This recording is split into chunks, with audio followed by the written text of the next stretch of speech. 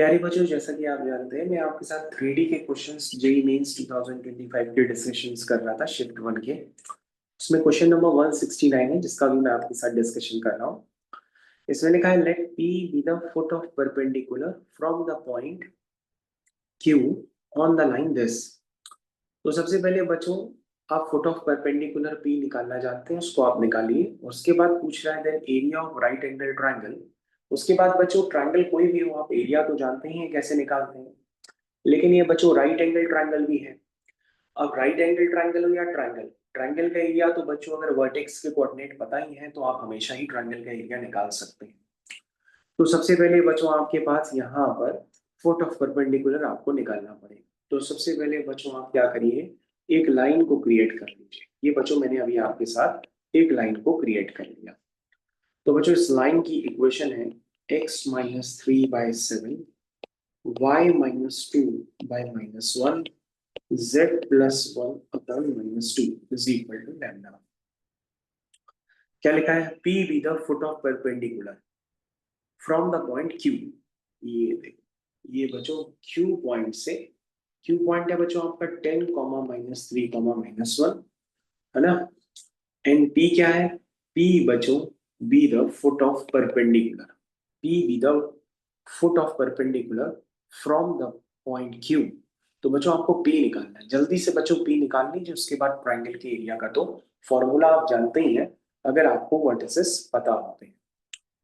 चलिए बच्चों, तो आप जल्दी से सोच के बताइए कि भैया अगर आपको आर पॉइंट एज्यूम भी करना हो तो आप आर पॉइंट कहीं भी एज्यूम कर सकते हैं। बच्चों ये 3D का डायग्राम है, तो 3D डायग्राम में अगर आप राइट एंगल ट्रायंगल अगर फील करना चाहें तो बच्चों आप इस तरह से पी क्यू आर ट्रायंगल को एज्यूम भी कर सकते हैं, क्योंकि यहाँ पर ये जो एंगल होगा बच्चों वो 90 डिग्री होगा। इसकी वजह से, क्योंकि ये फुट ऑफ परपेंडिकुलर भी था, इसकी वजह से बच्चों ये एक क्वेश्चन क्रिएट किया गया है। तो बच्चों एक ये भी हो सकता है कि भाई आपने क्या किया, ये बी पॉइंट निकाल लिया, उसके बाद आपने ये लेंथ निकाल ली। तो बच्चों ये पॉइंट पता है, ये पॉइंट पता है, ये भी आपने लेंथ निकाल ली। तो half into base into height से भी आप राइट एंगल ट्रायंगल का एरिया निकाल सकते हैं। और अगर आपको मान लीजिए इतना फील नहीं आ रहा है तो आप ट्रायंगल के एरिया जो जनरल एरिया होता है उसको भी यूज करके एरिया निकाल सकते हैं, है ना। चलिए भाई, तो बच्चों सबसे पहले हम क्या करते हैं, यहाँ पर हम फुट ऑफ परपेंडिकुलर को निकालने का प्रयास करते हैं। तो सबसे पहले बच्चों यहाँ पर आप फुट ऑफ परपेंडिकुलर हमको बताइए वो क्या निकल के आने वाला है। तो बच्चों जो आपका बेसिकली फुट ऑफ परपेंडिकुलर है, तो उसके लिए आप इस लाइन पर जनरल पॉइंट एज्यूम कर लीजिए। तो this is your general point on line. क्या आएगा बच्चों, 7 लैम्डा+3 माइनस लैम्डा+2, ठीक है, और माइनस का 2 लैम्डा-1। ये बच्चों जनरल पॉइंट आ गया, इसको P मान लीजिए। ठीक। अब बच्चों जैसा कि आपको बताया गया है कि आप इसको लिखते हैं x2 y2 z2, और इसको आप लिखते हैं x1 y1 z1, है ना। इसके लिए आप क्या करेंगे, डायरेक्शन रेशियो निकालेंगे। फिर आप लिखेंगे direction ratios of line PQ is proportional to, क्या होगा बच्चों, x2 minus x1। This is x2, ठीक है, minus x1, comma y2 minus y1। तो बच्चों हो गया z2 माइनस z1। ये हो गया। तो बच्चों ये PQ के जो डायरेक्शन रेशियो है वो डायरेक्टली प्रोपोर्शनल बन जाएंगे। इस बात को आप लिख लीजिए कि जो डी आर्स है वो डायरेक्टली प्रोपोर्शनल आपके किसके होंगे। जैसे बच्चों कितना आ गया, 7 लैम्डा-7, दिस इज योर 7 लैम्डा-7। फिर बच्चों -λ+5 -2 लैम्डा। ये बच्चों डायरेक्शन रेशियो किसके, PQ लाइन के। और बच्चों PQ लाइन के डायरेक्शन रेशियो आ गए। उसके बाद आप कहेंगे कि PQ लाइन जो है वो लाइन L के क्या है, परपेंडिकुलर है, ठीक है ना, कि PQ is perpendicular to line L। क्यों भाई, ये बात मेरे ख्याल से सबको समझ में आती है।